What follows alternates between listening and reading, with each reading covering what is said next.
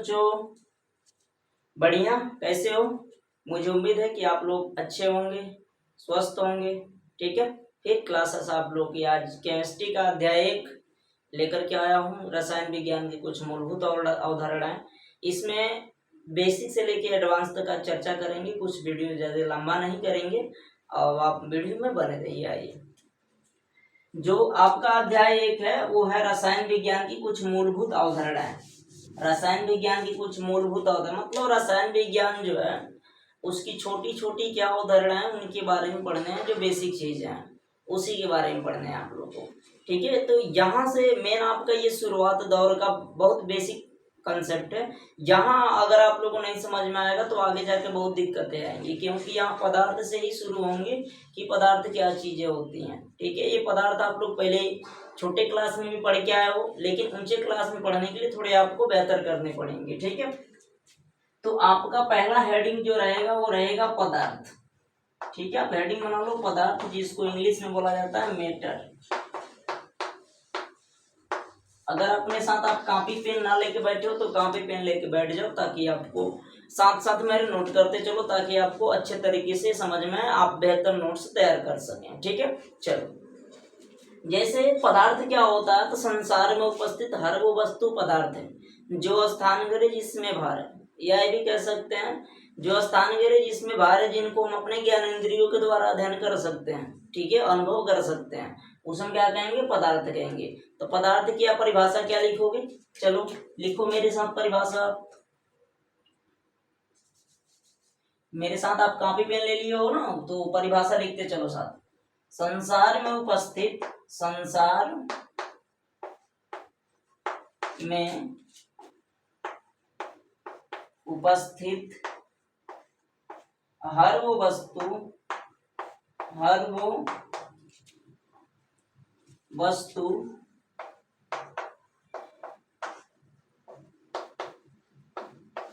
पदार्थ है जो स्थान घेरती है, जो स्थान घेरती है वो पदार्थ कहलाती है। संसार में जो भी वस्तु, जैसे चाक लिए हुए हैं, ये भी कहीं रखेंगे स्थान घेरेगा। आप भी जहाँ बैठे हो वहाँ स्थान घेर रहे हो, मतलब संसार की उन सभी वस्तुओं को आप पदार्थ कह देना जो स्थान घेरता हो, जिसमें भार होता हो। ठीक है, वो पदार्थ कहलेगो। जैसे एग्जाम्पल के लिए लिया जाए, एग्जाम्पल्स में क्या क्या हो जाएंगे, तो एग्जाम्पल्स के लिए आपके हो जाएंगे हवा हो गया। अब कहोगे सर हवा कैसे लेगा? पानी हो गया, पानी तो सर समझ में आती है, ईंट तो समझ में आती है, पत्थर समझ में आती है, ये तो मैटर समझ में आती हैं कि सर ये चीज है। लेकिन हवा समझ में नहीं आता सर, हवा कैसे स्थान घेरता है? तो हवा अगर गुब्बारे में भरोगे तो स्थान घेरेगा, अगर तोरे मुंह में पाइप लगा के हवा भर दें तो स्थान लेगा कि नहीं लेगा? छोटी सी बात है, स्थान लेगा कि नहीं लेगा? तो वो क्या है? आपका पदार्थ है। ये बात समझ में आपको आ रही होगी। ठीक है, चलिए, तो हवा जैसे स्थान घेरता है, हवा जैसे हम टायर में भर दो, हवा ज्यादा भरने से फट जाती है, बिना स्थान घेरे थोड़ी फट जाएंगे, स्थान घेरती है तभी तो फटती है। पानी आप किसी भी पात्र में भरो, जितना भरोगे उतना जगह ले लेगा। जिसे बाढ़ों वाला गांव में सुने होगे, पानी आता है तभी तो जगह लेता है। ठीक है, ईंट तो आप जानते हो जहाँ रखोगे उतना जगह लेगा, पत्थर भी जानते हो जहाँ रखोगे वहां उतना जगह लेगा। ठीक है, तो ये चीजें हैं। लेकिन आपके अंदर आ रहा होगा नोट पॉइंट में कुछ चीजें लिख लोगे। नोट क्या कर लोगे? तो नोट यहाँ ये करोगे कौन कौन सी वस्तुएं हैं जो पदार्थ ना है। जैसे प्रेम करना, लव हो गया, ये पदार्थ नहीं है। ठीक है, प्रेम करना पदार्थ नहीं है। सुगंध लेना, सोचना पदार्थ नहीं है, सोचना पदार्थ नहीं है। घृणा करना पदार्थ नहीं है, घृणा करना पदार्थ नहीं है। लेकिन एक बात है, जिस चीज से आप घृणा करते हो वो पदार्थ है, जिस चीज से आप लव करते हो वो पदार्थ है, जिस चीज से आप सोचते हो वो पदार्थ है। लेकिन ये सब चीजें पदार्थ नहीं है, नोट पॉइंट में चीजें हैं। ठीक है, तो ये आपको समझ में आ गई होगी, मुझे जहां तक उम्मीद है। अब साथ साथ आप लिखते चलो। ठीक, अब कुछ छोटी छोटी बातें जानेंगे। जैसे क्या होता है आकार, क्या होता है आकार, जिसको इंग्लिश में आप क्या कहते हो बच्चे? शेप कहते हो। शेप का मतलब होता है आकार। मतलब किसी वस्तु की बनावट ही क्या कहलाएगी, आकार कहलाती है। तो किसी वस्तु की जो बनावट होगी उसे हम क्या कहेंगे, आकार कहेंगे। तो लिखिए किसी वस्तु की बनावट को आकार कहते हैं, आकार कहते हैं। ये बात समझ में आ गई। जैसे कोई वस्तु बनी है, जैसे क्या है, बेलनाकार है, ठीक है। कोई चीज होती है गोलाकार होती है, कोई वर्गाकार होती है, कोई आयताकार होती है। ऐसी बात सुने हो कि नहीं सुने हो आप। कोई जैसे टेढ़ी मेढ़ी है उसको कहते हैं परवलयाकार होती है। ये सभी चीजें आप लोगों ने सुन चुके हैं। चलो आकार हो गया। अब सीखोगे आयतन क्या होता है। आयतन जिसको हम बोलते हैं, आयतन से पहले सीख लो द्रव्यमान, क्योंकि आयतन सीखने के लिए हमें द्रव्यमान सीखने पड़ेंगे। द्रव्यमान जिसको हम बोलते हैं इंग्लिश में मास। क्या बोलते हैं बच्चे, मास। तो मास किसे कहते हैं, कोई भी वस्तु है उसमें उपस्थित जितने पदार्थ हैं उससे हम द्रव्यमान करते हैं। कह सकते हो किसी वस्तु में उपस्थित पदार्थ की मात्रा को हम द्रव्यमान कहते हैं। किसी वस्तु में उपस्थित, किसी वस्तु में उपस्थित पदार्थ की मात्रा को द्रव्यमान कहते हैं। कोई वस्तु है उसमें उपस्थित जो पदार्थ की मात्रा होगी वो क्या कहलाएगी, द्रव्यमान कहलाएगी। कोई भी वस्तु है उसमें उपस्थित जो भी, जैसे मान के चलो ये वस्तु है, इसमें कोई चीज ना किसी छोटे छोटे पदार्थों से बना है, तो जिन छोटे छोटे पदार्थों से बना उन पदार्थों को हम क्या कहते हैं, द्रव्यमान कहते हैं। इसे एम से प्रदर्शित करते हैं। इसे किसे दिखाते हैं, इसे एम से दिखाते हैं, इसे एम से दिखाते हैं। इसका मात्रक भी होता है, सीजीएस प्रणाली में भी होता है, एमकेएस प्रणाली में होता है। अब आपके समझ में ना आ रहा होगा सीजीएस प्रणाली क्या होती है, एमकेएस प्रणाली क्या होती है। तो बच्चे अभी समझाता हूँ सीजीएस प्रणाली और एमकेएस प्रणाली क्या होती है, ठीक है। तो इसका मात्रक पहले मैं लिखता हूँ एमकेएस प्रणाली में, एमकेएस प्रणाली में। इसकी यूनिट पहले लिख लो, एमकेएस प्रणाली में क्या होगी। प्रणाली को हम पद्धति भी बोलते हैं, इसमें कंफ्यूजन ना होने का, ठीक है। मीटर, किलो, सेकेंड, इसमें तीन चीजें, एक लंबाई को मापने के लिए, दूसरी चीज द्रव्यमान वाली चीजों को, तीसरी समय वाली मतलब समय वगैरह को मापने के लिए।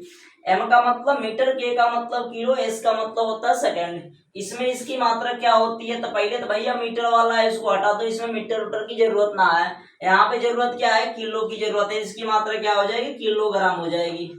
इसकी यूनिट क्या हो जाएगी, किलोग्राम हो जाएगी। जिसको शॉर्टकट में आप लिखते हो केजी। क्या लिखते हो, केजी। तो केजी अब लिखते हो, आज से समझ जाना केजी जो है वो किसको मापने का काम करता है, द्रव्यमान को मापने का काम करता है। द्रव्यमान यानी द्रव्यमान का मात्रक केजी होता है। अब सीजीएस प्रणाली में समझ लो, सीजीएस प्रणाली में क्या होती है। सीजीएस प्रणाली में जो होती है वो द्रव्यमान की मात्रक होती है। जैसे सी का मतलब सेंटी, सेंटी कह सकते, सेंटीमीटर कह सकते हो, कोई दिक्कत नहीं। सेंटी, जी मतलब ग्राम, एस का मतलब सेकेंड। तो इसमें देखो क्या आया है, ग्राम आया है। तो इसके यूनिट क्या हो जाती है, ग्राम। जिसको आप जी लिखते हो या कहीं कहीं देखोगे कोई कोई जीएम लिख देता है, ठीक है, जीएम। तो ठीक है, तो जीएम लिख देता है कोई कोई, उसमें कंफ्यूजन ना होने का। तो ये बातें मुझे मेरे हिसाब से आपको समझ में आ गई होगी। तो एक काम करो, इसकी स्क्रीनशॉट ले लो, मैं हट जाता हूँ, ठीक है। मेरे हिसाब से आपको द्रव्यमान का मतलब समझ में आ गया होगा कि द्रव्यमान क्या होता है। तो आपने अभी द्रव्यमान के बारे में पढ़ा, द्रव्यमान क्या होता है।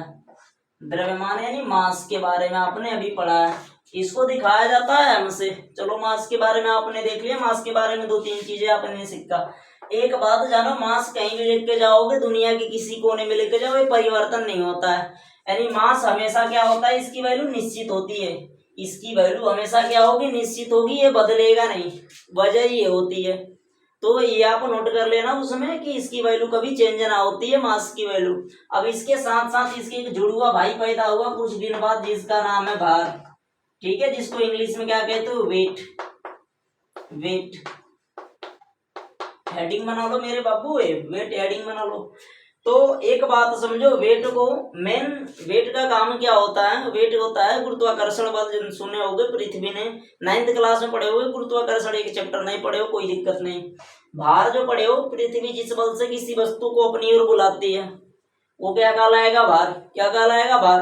तो इसमें गुरुत्वाकर्षण की ये शक्ति को बताने का काम करता है भार, कि उसमें कितनी शक्ति होगी गुरुत्वाकर्षण की। पहली बात तो ये बताया गया।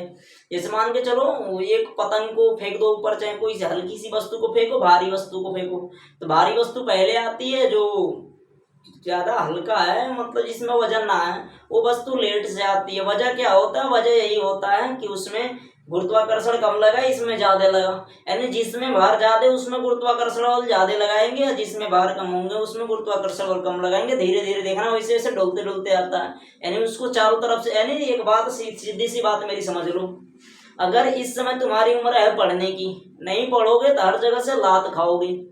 अगर पढ़ लियो तो बहुत तुम्हारे अच्छे तरीके से पूजा वगैरह की जाएगी। बात तो समझते हो? आगे समझदार बच्चे वाले बनते के हो। तो भार के बारे में पढ़ते हैं। तो भार के बारे में लिखो, भार के बारे में लिखो, किसी वस्तु में उपस्थित पदार्थ की मात्रा तो तुम्हारी तरफ मान कहलाएगी। यानी पृथ्वी जिस बल से, पृथ्वी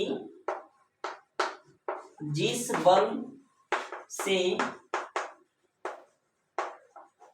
किसी वस्तु को अपनी ओर आकर्षित करती है,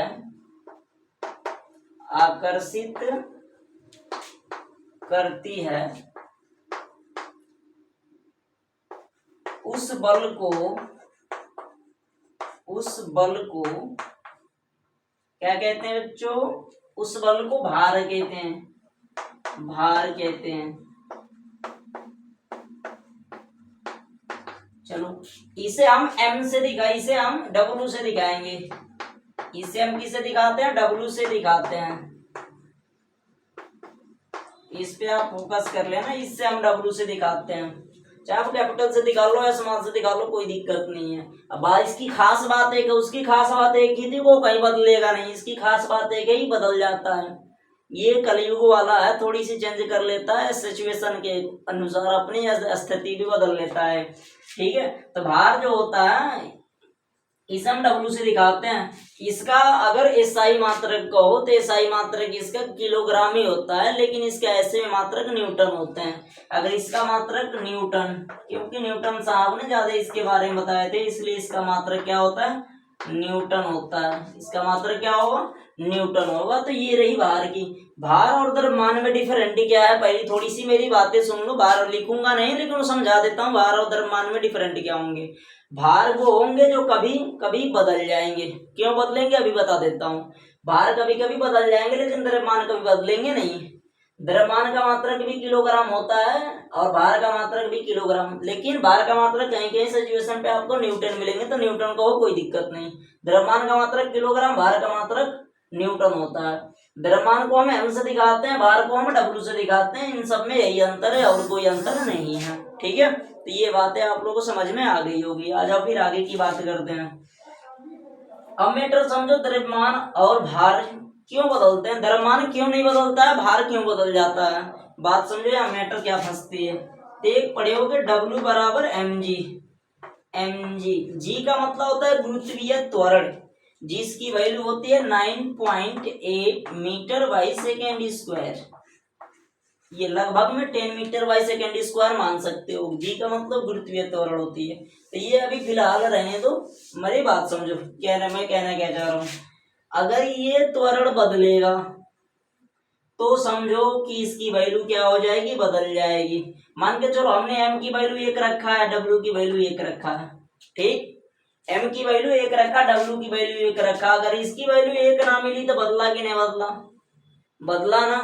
तो मेरे कहने का मतलब सब डिपेंड रहता है G पर। अगर G बदल गया, अगर जी बदल गया तो समझो भार क्या हो जाएगा, बदल जाएगा। तो जी कब बदलेगा, तो जी भी बदलने के लिए इसके लिए भी टाइम है। तो ये कब बदलेगा, जब इसको हम एक स्थान से दूसरे स्थान तक ले जाएंगे तो गुरुत्वीय त्वरण बदल जाती है। और जब गुरुत्वीय कर दे, गुरुत्वाकर्षण त्वरण भी कह सकते हो, गुरुत्वीय त्वरण जब चेंज होगी तो तुम्हारा क्या हो जाएगा, भार चेंज हो जाएगा। वजह यही है और कोई वजह नहीं है। चलो ये बात समझ में आ गई होगी। आओ फिर आयतन की बात करते हैं बच्चे, आयतन क्या होते हैं। चलो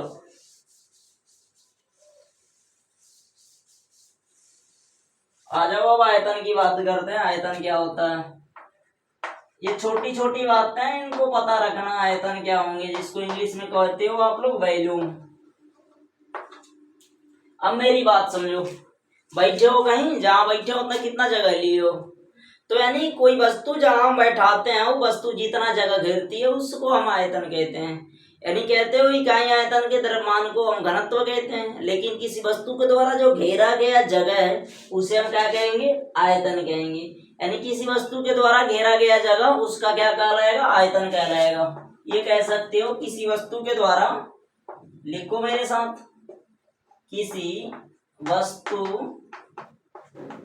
के द्वारा घेरा गया जगह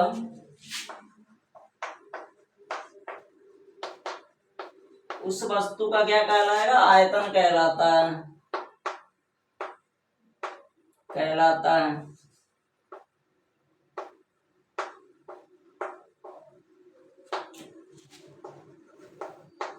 ठीक है, आयतन कहते हो उसे, आपको पता है। इसे आप किससे दिखाते हो, इसे भी से दिखा लेते हो, इसे भी से दिखाते हो।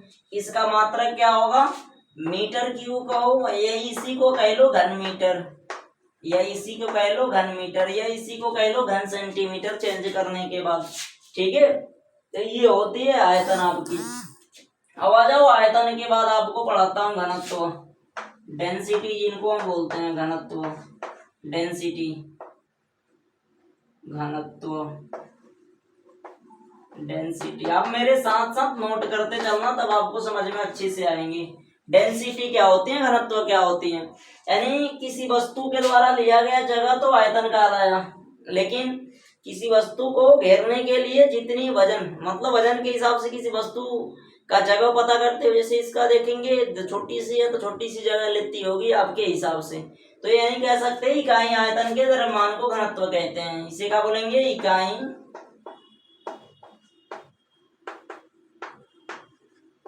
आयतन की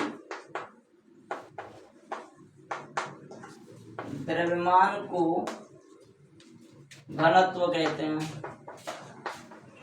ये आपकी रही डेंसिटी की परिभाषा। डेंसिटी क्या होती है, तो इकाई आयतन का जो द्रव्यमान होगा उससे हम क्या कहेंगे, घनत्व कहेंगे। ठीक है, तो जो डेंसिटी अर्थात घनत्व होता है, इसे हम डी से दिखाते हैं। आपको पता होगा, इसे हम डी से प्रदर्शित करते हैं। ठीक है, इसे हम डी से दिखाते हैं, आपको पता होगा, इसे हम डी से दिखाते हैं। अब इसकी रही यूनिट की बात, इसका यूनिट मैं फार्मूले से निकाल के दिखाऊंगा। इसका फार्मूला क्या होता है, तो आप लिखते हो घनत्व बराबर द्रव्यमान बटे का आयतन, द्रव्यमान बटे का आयतन। अब यहां से छोटी सी मेरी बात समझो, जो द्रव्यमान होता है, द्रव्यमान का यूनिट इसके पहले क्या पढ़े हो, द्रव्यमान का यूनिट पढ़े अभी, इसका मात्रक जो पढ़े आप किलोग्राम पढ़े, इसको हम केजी से दिखाए। अभी एक आयतन मैंने पढ़ाया, आयतन का मात्रक आपने पढ़ा घन मीटर यानी मीटर क्यूब, यानी इसका मात्रक क्या हो जाएगा, किलोग्राम प्रति मीटर क्यूब। ये कह सकते हो, या इसी को चेंज भी कर सकते हो, किलोग्राम, ये नीचे प्लस का था ऊपर जाके माइनस का हो गया, यानी मीटर माइनस का क्यूब हो गया, यानी किलोग्राम मीटर इनवर्स का 3 प्राप्त हुआ। ऐसा भी मीटर है, इसका यूनिट है। या इसको ग्राम में बदल दो, इसको सेमी में बदल दो। ठीक है, ग्राम प्रति सेमी क्यूब, ये भी कह सकते हो, या घन सेमी कह सकते हो, इसकी यूनिट है, चेंज कर सकते हो। ये बात रही डेंसिटी की, वो बात रही आयतन की। थोड़ी सी और कुछ बातें कर लेते हैं, उसके बाद फिर आगे बढ़ते हैं। ठीक है, तो इसका स्क्रीनशॉट लेना चाहते हो तो आप ले लो। ठीक है, फिर आगे बढ़े। अगर कोई बात हुई ना समझ में आई तो आप कमेंट मार दियो। कमेंट थोड़ी सी कर दोगे तो मैं समझ जाऊंगा कि मेरी पढ़ाई हुई वीडियो में थोड़ी सी कमी रह रही है, थोड़ी और मेहनत करके पढ़ाने पड़ेंगे। ठीक है, थोड़ी सी कमेंट मार दिया करो, कमेंट करने में तेरे को पैसा थोड़ी लगता है, कमेंट मार दे, कुछ भी लिख दे, कुछ भी लिख दिया करो। चलो, तो ये चीजें हम लोगों ने पढ़ लिया, थोड़ी सी बात और कर लेते हैं। थोड़ी सी बात आपने पढ़ा, द्रव्यमान पढ़ा, भार पढ़ा, घनत्व वगैरह के बारे में आप लोगों ने पढ़ लिया। थोड़ी सी संपीड्य पढ़ लो, संपीड्य क्या होती है, नहीं तो बात बीच में पता चली कि मैं संपीड्य को कह दिया संपीड्य, कंप्रेसिबिलिटी इसको बोलते हैं संपीड्य को। आप गोले ना खींच देना, मैं समझाने के लिए इसे लिखाऊंगा नहीं, समझा देता हूँ। अगर किसी वस्तु को दबाते हो जितनी दब जाती है, यानी किसी वस्तु के सीधी सी बात कहो, अगर तेरी खोपड़ी को मैं पकड़ के ऐसे दबाऊं तो दबेगी क्या, गुब्बारा थोड़ी है तेरी खोपड़ी और खोपड़ी दोबारा मतलब गुब्बारा होती तो दब जाती, ऐसा तो खोपड़ी है नहीं कि दबा दो, इसे इसे दबाते रहो आराम आराम से। बर्फ देखे हो कभी, बर्फ वगैरह बेचता जो है इतना बड़ा एक रखा होता है, जिसको दबाता है तो एक छोटी सी आवाज निकलती है, उसमें से ऑक्सीजन उधर धकेलता है, उधर तो कुछ आवाज निकलती है, वो बात तो देखे होंगे। तो संपीड्य होगा तो संपीड्य सी बात कह सकते हो, किसी वस्तु को दबाने की क्षमता संपीड्य कहलाती है। अगर वो दब गया तो संपीड्य अधिक है, ना दबा तो संपीड्य कम है। सिंपल सी बात मेरी ये समझ लो। तो ये रहा कंप्रेसिबिलिटी यानी संपीड्य की। विसरण का मतलब समझना, विसरण माने फैलेगा, विसरण का मतलब फैलना, यानी कह सकते हो किसी वस्तु के फैलने की क्षमता विसरण कहलाती है। ये कह लेना, छोटी छोटी बात मैं कई शब्दों में प्रयोग करूंगा कि इसका ये चीजें होंगी। ठीक है, चलो गलनांक तो पढ़ेंगे आगे, लेकिन गलनांक थोड़ी सी समझ लो, गलनांक का मतलब क्या होता है। अगर किसी वस्तु को गर्म कर रहे हो, ठोस से द्रव में चला जा रहा है, जिस निश्चित टेम्परेचर पे गया उसे गलनांक कहते हो। आगे इसके बारे में पढ़ेंगे। आओ पढ़ते हैं पदार्थ की कुछ छोटी छोटी गुणों के बारे में। पदार्थ की डिफिनीशन लिख ली हो आप लोगों ने ना, मेरे हिसाब से तो पदार्थ का डिफिनीशन लिख लिए कोई। अब पढ़ेंगे पदार्थ के लक्षण। ये नहीं, पदार्थ का लक्षण क्या होता है, पदार्थ का लक्षण, लक्षण का मतलब समझते हो, पदार्थ का लक्षण, लक्षण यानी पदार्थ के लक्षण का मतलब प्रॉपर्टीज ऑफ मैटर,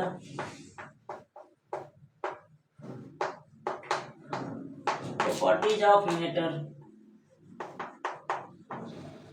अब यहाँ मैटर क्या फंसती है, मैटर बड़ी बहुत बड़ी ना फंसेगी मेरे बच्चे। छोटी सी पदार्थ के लक्षण का मतलब पदार्थ को पहचानने के दो चार को गुण बता दो कि पदार्थ को आप कैसे पहचानोगे। पहली बात तो जो पदार्थ की लक्षण होंगे, पदार्थ की गुण भी कह सकते हो, पदार्थ की विशेषता भी कह सकते हो, पदार्थ की भौतिक स्वरूप भी कह सकते हो।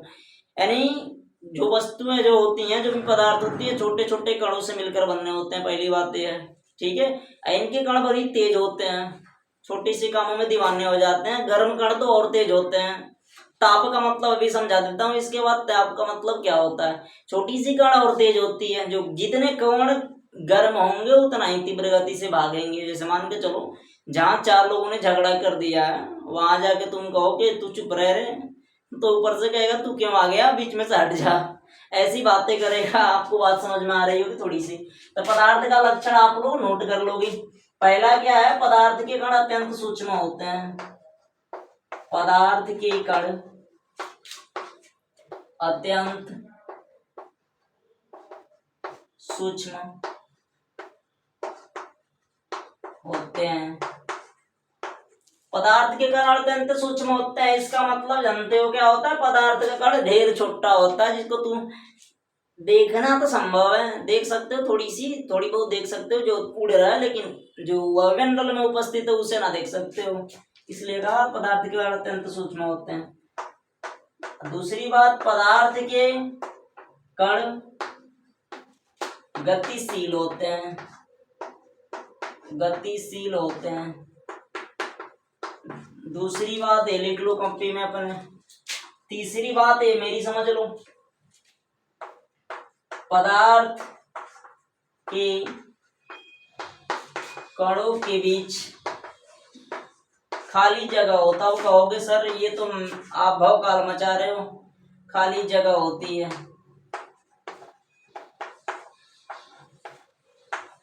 अब कहोगे सर ये कौन सी मैटर बता दी है, खाली जगह होती है। खाली जगह तो कैसे होती है, एक बात बताओ मेरे बब्बू, अगर आप चीनी और पानी को लेते हो, ठीक है, पानी में चीनी को घोलते हो तो चीनी कहाँ जाती है, उसमें जगह है तभी तो जाती है।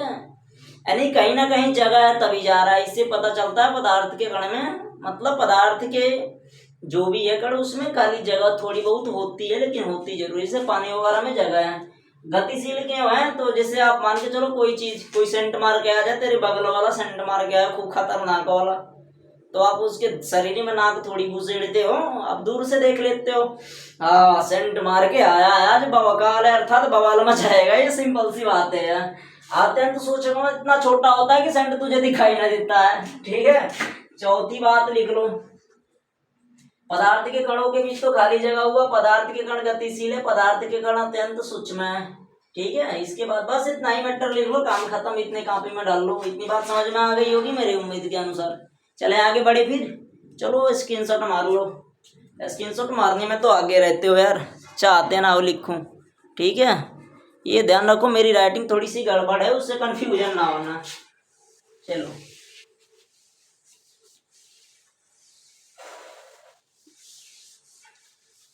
आगे बढ़े फिर, चलो आगे बढ़ते हैं। अब पदार्थ की अवस्था पढ़ेंगे, यानी वो इसी को हम बोलेंगे पदार्थ का वर्गीकरण, क्लासिफिकेशन ऑफ मैटर। पदार्थ का वर्गीकरण दो तरीके से हुआ है, एक केमिकल तरीके से, एक फिजिकल तरीके से हुआ। तो आज अभी फिजिकल पढ़ोगे। ठीक है, तो भौतिक अवस्था के आधार पे पदार्थ का प्रकार, हेडिंग बना लो, भौतिक अवस्था के आधार पर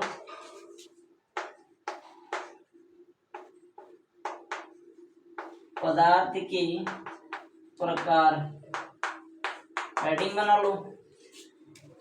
यानी कह सकते हो on the basis of state of matter, types of matter. ठीक है, यानी पदार्थ की अवस्था के आधार पे पदार्थ की प्रकार के बारे में थोड़ी सी जान लो। पदार्थ की अवस्था के आधार पे पदार्थ कितने प्रकार के होंगे? 3 प्रकार के होंगे। कितने प्रकार के होंगे बच्चे? 3 प्रकार के। ठीक है, बात समझ लो आगे। 3 प्रकार की कौन कौन सी होगी?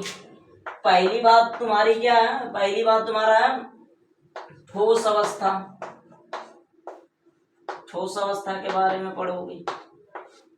दूसरी मैटर यहां फंसती है द्रव अवस्था। द्रव अवस्था। तीसरी मैटर यहां फंसती है गैस अवस्था। ये 3 चीज पढ़ोगे। ठीक है, एक इंग्लिश भी रगड़ दो इसका मन करे तो। इसको बोलेंगे सॉलिड स्टेट। ठीक है, इसको बोलेंगे लिक्विड स्टेट।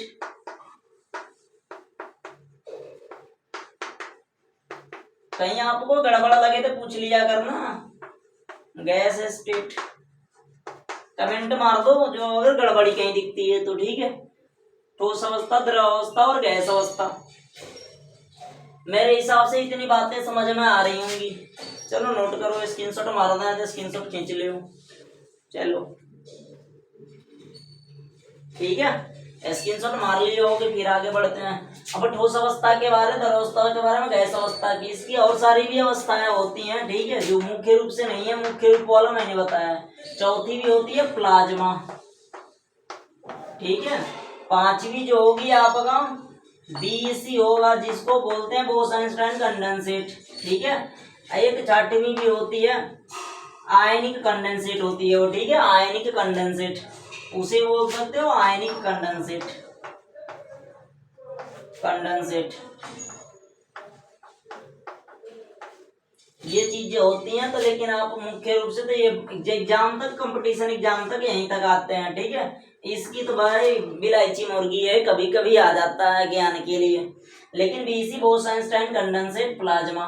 प्लाज्मा जो होता है, प्लाज्मा क्या है सर? जो सूर्य और तारे हैं, मतलब बहुत सूर्य और तारे हैं प्लाज्मा अवस्था में तो है। अधिकतम गर्म वस्तुएं जो होती हैं वो प्लाज्मा अवस्था में होती है, बहुत ज्यादा गर्म, मतलब कई 100 किलोमीटर दूर से तू जर के राखी हो जाए तो बात होती है। ठीक है, तो अगर वीडियो पूरी पसंद आए तो लाइक कमेंट करना। ठीक है, ना पसंद आए तो भी कुछ कर देना, उसमें कुछ कह देना कि ना आया मुझे, ताकि मुझे समझ में आए कि मैंने जो पढ़ाया वो कुछ गड़बड़ तो ना पढ़ा है ना। ये बातें समझ में आ जाएगी मुझे।